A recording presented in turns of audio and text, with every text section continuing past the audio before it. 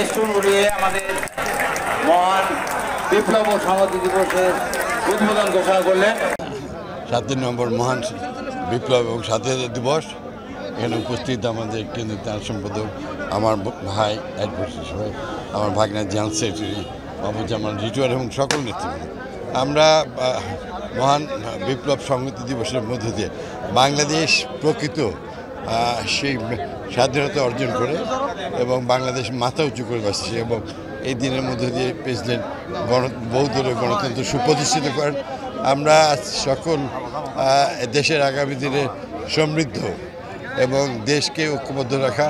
এবং দেশের স্বাধীনতা সর্বত্র রক্ষা করা, গণতন্ত্রকে প্রতিষ্ঠিত করার জন্য আমাদের নেতা জনাব তারেক রহমান সাহেব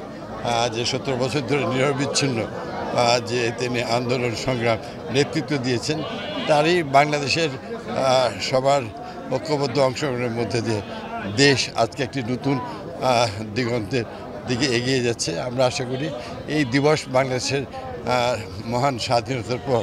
প্রকৃতভাবে প্রিয় মাতৃভূমি পৃথিবীর মানচিত্রে স্বীয় সক্রিয় অবস্থায় অবস্থান করার মধ্যে দিয়ে এই দিনটি আমরা উদযাপন করছি।